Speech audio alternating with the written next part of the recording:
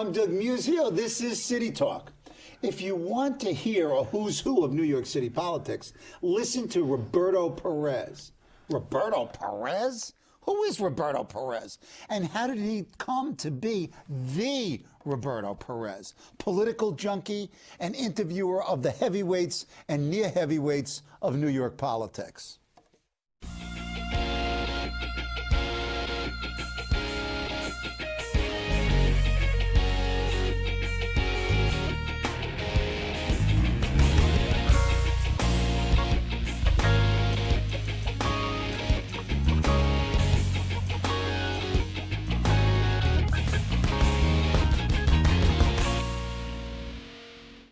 Roberto Perez is the host of the Perez Notes, a political web radio program on web radio at LaGuardia Community College. Roberto is also an assistant producer on the Jordan Journal, a public affairs program that airs every Friday from 5 to 6 p.m. on WBAI. Also, Roberto is the legislative chair of Branch 36 of the National Association of Letter Carriers. Welcome, Roberto. Doug, thank you for having me. And thank you for the introduction. I'd like my mother to hear that introduction. Are you talking about my son? Yeah, I'm talking about the Roberto.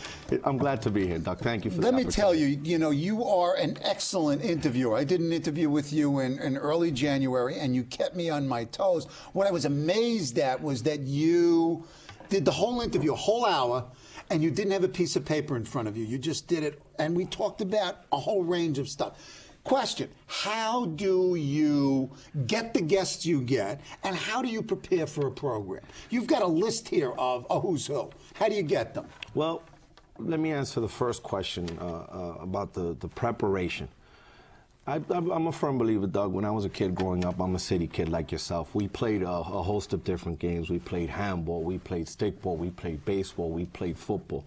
You do something enough, it becomes, what is it? You work on the muscle, you work on the reflexes. You do some repetitively, you become very good at it. What happened was somewhere along the line, and we're going to get into that, I got interested in politics. And I became what you call a political junkie. Talk about that. We'll do digressions. And it happened progressively. Obviously, I could, as a kid, again, talking about sports, I could name you the batting average of every ball player on the Mets, all the statistics. I knew it. It was like a photograph. And you grew up where? I grew up in Woodside, Queens. Oh, so you're a Queens kid? Yes, all right. Queens kid. That's no wonder I liked it. It's all about interest. So back then, when I was growing up, I was a big sports fan. I mean, like yourself, you're a Yankee fan. I'm a Met fan. And I followed sports religiously, and I knew the numbers, I knew the figures, I knew who was pitching when. I could still name you the 86 Mets, every position player on the 86 Mets, and that was 23 years ago. What happened is somewhere along the line, because of a professor, a CUNY professor, who was Jose Rivera, Assemblyman Jose Rivera's first chief of staff, Howard Jordan. Oh, okay. I was introduced, I met him on my own, because that story is a long story also, but it was through a professor at LaGuardia, Professor Cameron. And I forget what the class was. Me and him would argue about different things, different issues. And he said, there's a radio station that would play to your views. And I said, well, what station is that? He said, it's WBAI. You're very opinionated. You have a lot on your mind. You have a lot to say. I never listened to BAI. One day I'm on the train and go on my way home, and I put on my Walkman. I start listening. First show I listened to was the Jordan Journal. And I'm listening to the guy, and he's an attorney from East Harlem, housing, came from the projects, went on to Yale, went on to New York Law School, and went on, been with a lot of movements, like Lupa, on and on and on. So I said, what, this is great. And I just said, what, all I have to fear is fear itself, like they say. I said, what, let me go in there and see what this is about. And I went on my own. I never met the guy in my whole life. I went into the station, and I said, are you Howard Jordan? He goes, yes, I am. And we began to talk politics. Oh, go ahead. And he invited me in on his show again with no strings attached. He said, sit down, listen. And that's how it started. He said, come back next week if you'd like. And he sort of mentored me. He schooled me, a real educator. He began to show me first of all, about how to get things done in the radio world, but he also gave me a crash course in introduction to politics, to how things work, and I became enamored with it. Okay, so now you are one of the hosts of web radio on LaGuardia, and you know, too bad we don't have a shot of it, but you've got to walk through a maze of classrooms, and you go into the studio, and it's a closet, but it's very, very, you know, it's high tech, and there you are. Talk about how you came to LaGuardia, what web radio is. How I wound up at LaGuardia was I again. And you were a student there? Yes, sir. Straight out of high school. And you're still a student? Yes, there. sir. Okay. Yes. Straight out of high school, I was first a student at John Jay College. And to be honest with you, I wasn't prepared for college. I had no interest in it. It was the next thing to do. Right. And again, I took my lumps in life. I went to work, and once you go to work and you realize what work is, you said, sure, I should have listened to my mother. You know, right. Shoot, Ma, you were right. It's difficult getting up every day. She gets smarter. She gets smarter. Right. So you were right all along, Ma. So eventually, at some point in time, I said, you know what, you know, I'm having fun in the work world, in the workforce, and in case I make a decent living, but I want more for myself. And again, so I wound up at LaGuardia. It's I'm a Woodside guy, right. And it's in Long Island City. It was local. Sure. I work a physical job as oh, wait, go ahead. I mean, let's digress. You do what? I'm a letter carrier. I'm a mailman. Letter carrier, again, to be, we have a lot of women who are mail ladies, so the way to basically bring that together is call us letter carriers. Right. And it's physical work. I get up at 5:30 every morning, and I deliver mail in the financial district. So when I'm done at 3:30, the physical part, the standing, the walking, I'm a little fatigued, so I figured the best way to go about it is on my way home, I pass by LaGuardia. I get off on 46th Street on the 7th line. LaGuardia is on 33rd Street on the 7th line. I figured, what better way to do it? Right. And it's on my way home. Right. I can get my education and also do my job and do both. Okay. Okay. So how do you get to web radio? Well, it was actually a funny story. They changed my hours at work at one point, and I was really disheartened. I started at BAI first before I got involved in that. And one day I'm walking down the hall at LaGuardia with my head down, and you know, I'm kind of sad because I won't be able to go to BAI on Fridays anymore because my schedule had shifted. Right. I was working late afternoon, so I couldn't miss it, and I couldn't help Howard put together his program. And I'm walking down the halls, moping around, and I run into a professor by the name of Victor Rosen, who had done radio on BAI with now Councilwoman Melissa Valpiverito and Santiago Nieves. It was called...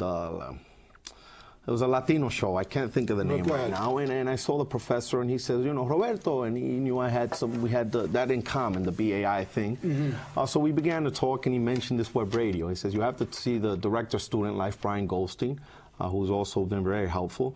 And he says, and you talk to him, and they're launching this web radio station, state of the art. They're getting things together. Why don't you see Brian? And right there, my spirits immediately went up because this was something I enjoyed doing, the radio. Okay, now what's web radio?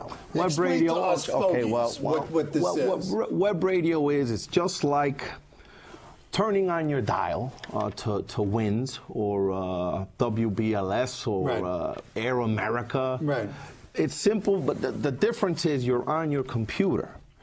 And instead of, you're turning the speaker and you're turning on your speaker, but you're going to a link. Right. The link immediately begins to stream, and you can listen to the radio via the speaker. So it's live. Yes, yeah, it's live. I mean, we can't call it airing because that's sort of anachronistic. I mean, well, you're webbing. So it's live, but also you've got an archive that you can get into it and actually pull it down. And you can listen to past shows. Exactly. This is really perverse. I listened to you on my iPod, so it was really, you know. Oh, well, listen. Okay. Okay, now, how do you prepare for a show? You mean...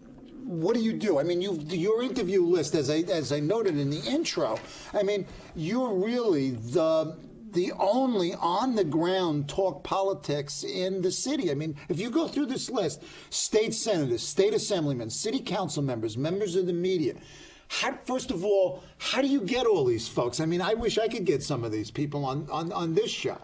How do I get them, Doug? It's a game. It's a game of averages. I have to be honest with you. Early on, when I first started, it was difficult. Nobody knew who I was. Wednesday evening, Long Island City, traffic. I'm a busy person, and I got the runaround, to be honest with you. Right. And what I did you're was not conveniently located. I played the game of averages. I figured, you know what, if you knock on enough doors, if you knock on 500 doors, I don't care who you are, one's bound to open. Okay. And you're a baseball fan like I am. You get 3 hits out of 10 times, you're a 300 hitter, you're a Hall of Famer. Almost, right. You get right. or almost. Nowadays, I get it. But that was the point. And what happened was, as I began to be known, people like yourself, journalists, elected officials began to put in a good word. I mean, give this guy a shot. He knows the issues. He understands what he's talking about. And there was also a part of me that I had to show these people that I was prepared. Right. That this wasn't something where I was going to waste anybody's time. I remember telling people early on, I said, listen, from Wednesday to 6 to 8, I'll be there. I don't care if it's me and 2 mics. Right. I will be there. Now, whether you'll show up, hopefully you will, and you'll keep your word. Right. But on my end, I'm going to make sure I'm there. I'm going to make sure I'm prepared, and I know the issue. So you won't walk away saying, why did this guy waste my time? Right. Time is valuable. Time is money. And again, it was gradual. It was a process. Okay, first interview. Set the stage. Talk about it. First interview was with a writer, political pundit by the name of Playthell Benjamin. He co-wrote a book with Stanley Crouch on W.E.B. Du Bois's Rediscovering the Souls of Black Folks. A jazz expert. Again, he knew Malcolm X from different organizations. And how did you get him? How did the interview go? Playthell I met through BAI. Okay. Again, he's very witty guy, very sharp guy. He talks a mile a minute, and I asked him, I said, Playthell, he had just wrote an essay, Letters to My Friend Stanley Crouch. They have like this love-hate relationship, right. And he wanted to air it. So I told him, I said, Playthell, I have the show, and I'd love to have you on as a guest. It didn't go too well. What can I tell you? I had always helped Howard. I had hosted 3 shows on my own. I was nervous. I'm very hard on myself, Doug. What can I tell you? It could have gone better. Okay. So what's your first political interview? State Senator Hiram Montserrat. And we'll talk about Hiram in a second. How do you prepare? How did you prepare for, sort of how do you prepare for the political types? How do you prepare for the cultural types? What's your week like? How do you prepare? Doug, I read everything and anything, pretty much. I mean, first, one of the things I do religiously is I go online and I go into the New York Times and I click on politics. I'm also an avid reader of blogs, Liz Benjamin's Daily Politics, Ozzy Paybar on the Politicker, right. the New York Observer, the Daily Gotham. We can go. You get up in the morning, and this is the first thing you do? No. I get up in the morning and I go to work. Oh, I'm sorry. Those of us who don't. Yes. And after work, I take time out to get online and read them. But I also buy the papers. I read them all, regardless of whether I agree with their political position. Right. A la the New York Post. I read all the papers. Right. And I'm an avid reader. I just enjoy reading. That's it. Now, with a specific guest, what kind of background do you do with them? Well, of course, I do the Google search in the news, and some of them will send me press releases of things that they're working on or issues they're working on. And what I do is I also try to narrow the interview. For example, a city council person, I'll try to narrow it to issues in their particular district. We'll go there. Okay. Then we'll go to issues pertaining to whatever committee they're on or chair. Right. We'll go there. Right. And then we'll go into politics in general. In other words, Roberto the mailman, what's going on with this? Right. What are you doing about this? Right. What's happening with this voter referendum on term limits and things that are general questions that the average New Yorker wants to know and wants answers from. Or sometimes it's a local thing that may not play well on a city-wide thing. Overdevelopment in Dutch Kills, Long Island City. With the local councilman there. So I have to narrow it down to what also that potential elected official may be running for higher office. So we'll talk about the run, we'll talk about their fundraising, we'll talk about what's happening with that. Now, who listens to Roberto Perez? It's a combination, Doug. Of course, I have the family and friends that don't want to hurt my feelings. That That's right. They want to That's show right. me support. Right. But I also have a big following amongst the political community because it's just part of politics. What is this one doing? What's his next move? Right. Maybe I can get an insight out. Exactly. Right. Politically Right. intelligent. Right. And a combination, depending on what niche I'm covering. I cover mostly politics. Yeah, but as you know. don't only do politics. I mean, you've done, pop culture, music, etc. Oh, yes, so you yes, really, yes. but primarily you look at politics. Yes. Okay, who was your best interview and why? What makes a really good interview? Very good question and very tough question. First of all, I thank each and every person that comes. Right. Because it's not easy. Again, I talk Yeah, about but some my are work better there. than others. Yes. If I were to name one, it would probably be, and I don't want to offend anybody, Earl Caldwell. Okay. Why? Journalist. Why was the Caldwell? What made him a good interview? Earl Caldwell's interview was special for me because he was there when they killed Dr. Martin Luther King. He was there at the Lorraine Motel, covering the Memphis sanitation strike, as we all know. He was there at the Lorraine Motel. And right there, I got chills coming up my spine. Now. I got the goosebumps Yeah. and I got the chills up my spine simply because I stopped to think about what's the expression? Through 3 degrees of separation. Is that the expression? Or 6. Hey, whatever. 6 degrees of separation. A son of a Dominican immigrant, born in the Lower East Side, raised in Queens, is taken back to 68. Wow, nice. Nice. How eerie is that? And obviously benefiting from all the civil rights legislation and all these other things that were partly a direct result of Dr. Martin Luther King and his going against the quote-unquote status quo. So Earl, and there was one question that I asked him that, again, when he responded, almost brought a tear to my eye, and that was when I asked him, Earl, what do you think separates Dr. King from the average person? In other words, there are people that seem to transcend themselves. I mean, we have so many people on this earth, and there's some Gandhi people that supersede human people. And he says, what made King special was he had a conversation with him on the balcony before he was assassinated. Wow. And, despite of what was happening in his life, he had come out against Vietnam, so he had angered President Johnson, who said, right. Listen, I signed those legislation, right. Here you are. And he had this people like Stokely Carmichael and some of the other movements fanning those flames. And, right, and forget Malcolm X. Yes, forget right. these peace right. these peace marches. Let's go on and let's take these people on. So he had a lot on his plate. J. Edgar Hoover was tapping all that other stuff. With his phones and all that. Man was under a lot of pressure, okay. a lot of stress. And Earl has this conversation, and despite all this, he turns around and he says, Earl, tell me about you. Right. Talk to me about your family. Right. Talk to me about your experience. I want to know about you. And that kindness and that humanity was what separated King from every other person. Nice. Okay, now, so we sort of talked about your most memorable, in a sense, your favorite interview. Which is one that you'd like to, permanently erase from the Perez archive? It was one recently. Councilman David Yaskey. Go ahead.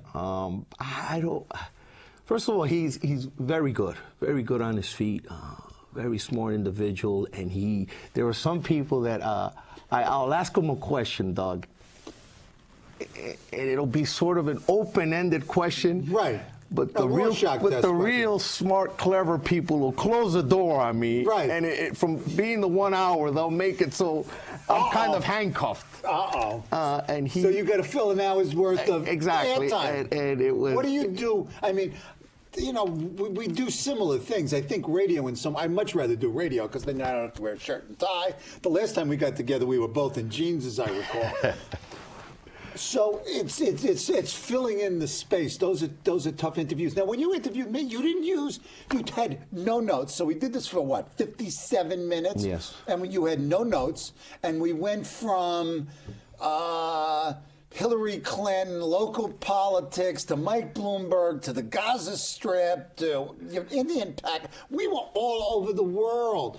How do you do it? I sort of marveled at it. I went home to my wife and I said, I don't understand how this guy does it. I need a mountain of paper when I do one of these. How do you do that? Again, it's the love of politics. It's the love of the issues, Doug. And I keep going back to that sports. And I mean, how much time did you spend as a kid? I don't know, whatever you're from, comparing Mantle to Hank Aaron? Or, No, Hank Aaron's too old for me. I compared Mantle to Willie Mays, Duke Snyder. I mean, that was the era of, I was born in 47, started watching baseball in 54, so I'm a little old. Okay, Doug. I can't remember. How long did these conversations go? Hours and hours and hours with the baseball. So I mean, I love politics, and I had a guy like you. I said, "What better?" Man's on ABC. He's a PhD. He's a political commentator. Who better? I mean, to me, it's heaven being able to pick your brain, and that's why it went to an hour was too short. Oh yeah, it really was. I mean, an hour was too short. To a certain extent, that give and take is really important. Is this a hobby, or is this? Do you want to make this your life? What do you want to do when, come on, you graduate, you've done, you've worked. What do you want to do? I want to help people, Doug. It sounds sounds a little corny. Go ahead. I mean, if I can use, of course, I love politics. And again, some people will say, oh, there are no good politicians or no good people involved in politics, or this and that, considering what's happening in the world now. But if I could somehow, I'd love to do what I'm doing, of course, but because I want to be able to provide that platform for people. So do you want to do this as a livelihood? Yes, you want to do radio? Yes. But I'm legislative chair also in my union. I help people that way. I don't know. Lately, they've done away with the Renaissance man. I'd like to do a little bit of everything. You want to do a little bit of everything. Okay. Sure, why not? So, what about politics? I mean, personally, I don't have any political ambitions. Okay. Personally. So this is all media. It's basically communicating through basically radio. Yeah, sure. Okay. Now, as a host, what do you try to accomplish with your guests? I mean, what are you aiming for in an interview? What do you want to communicate? First of all, I want them to answer. For example, the beauty of having an hour, Doug, is an hour is a long time. For me, it's not a long time because I'm immersed in it. But for the person sitting, how many political hour interviews can you think of? None. Think about the talk shows at night. I don't watch my own half hour. They go to commercial, then it's 15 minutes here, 5 minutes there. Right. And an hour gives you a lot of time to ask a lot of questions. Sometimes there is an ability in an hour to dig and ask certain questions that somebody else may not have the ability to ask. Okay. So I'll ask and also I also try to ask the average person question. Right. Things that maybe that you may not expect. You don't expect from a trained media person, right, whose job is. So you reverse the man on the street. You're the man on the street interviewing. Exactly, okay, which is really what I am. Okay. What do you think of professional radio? Do you listen to radio? Yes. Do you listen to it a lot? Do you listen to a variety? Not a lot. I watch, of course, I watch MSNBC. I read more than anything. But when I get around to it, I'm a big fan of Dominic Carter's Road to City Hall, Inside City Hall. Dominic has been a guest, very, very nice man, a gentleman. I watch Inside Road to City Hall. I watch, of course, MSNBC. I even watch the Fox channel and the Hannitys and the O'Reillys, and I try to get a mix of everything. Now, by watching it, do you pick up stuff? Is it conscious? Is it osmosis? Do they influence you as a professional journalist, if you will, rather than engage you as a viewer, if I can make that distinction? They engage me more as a viewer. Again, it's very interesting because you see that you begin to see, as you see different perspectives on issues, you also see the party line. For example, Fox is very good at the Republican Party line. Do you ever do, I mean, the ones that I've listened to, they all tend to be single guests. Do you ever do pairs of guests? Your studio almost can't fit 3 people in it, but do you ever do pairs? I have. It's what I do is I'll rotate them. I'll have a chair, you move back, you move forward. Okay, now I'm going to put you on the spot. We're going to do a lightning round here. I'm going to give names and events, and you're going to give me, relatively short responses because you need to be interviewed because you do too much of it yourself. Yeah, you better take it. Yeah, you're going to need it. Okay, let's start easy. The Yankees. Best team money can buy. Are they the best? Well, we'll have to see. I mean, they CC Sabathia, Mark Teixeira, was it AJ Burnett, A-Rod with the hip if he comes back. Okay, so they're contenders again. They are, of course, but they're always the Mets. City Field, Taxpayers Field, whatever. The Mets, I see them going all the way, and not because I'm a Met fan. Oh, I mean, the last 2 years. I mean, they might make it sick. There's something about heartbreak. They've upgraded their bullpen, so I see. Okay, so you're saying, yes. Okay, let's get to politics. Sure. David Patterson, does he have it? No. He doesn't. No. 2010. No. Who's the governor?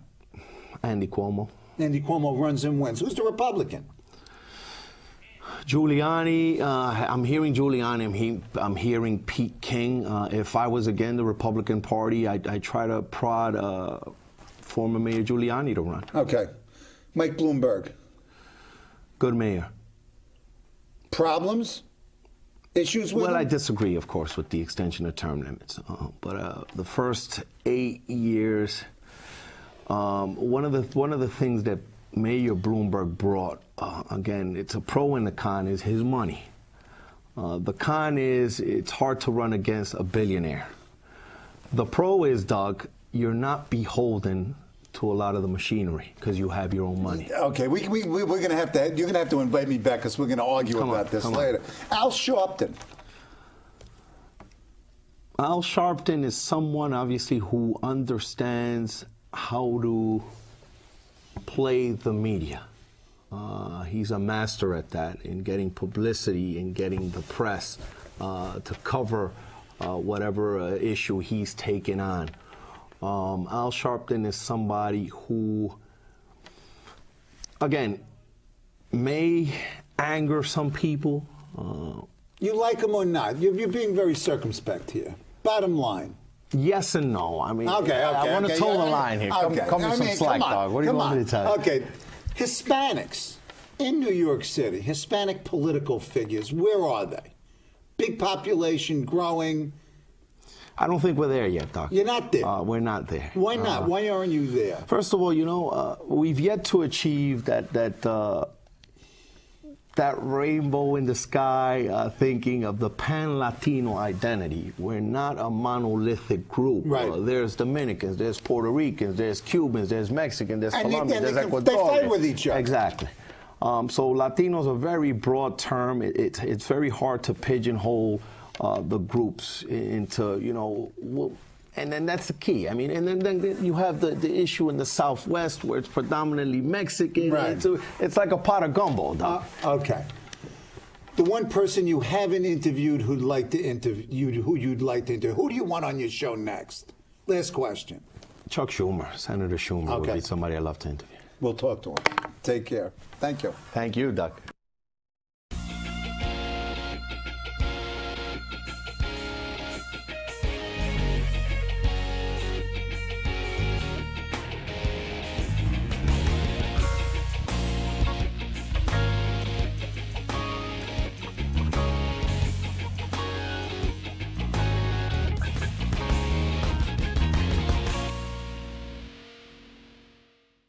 Hello, I'm Doug Muzzio. Let us know what you think about this show. You can reach us at CUNY.tv. When you get there, click on the bar that says Contact Us and send your email. Whatever it is. Thanks, no thanks, obnoxious, do it. Send it.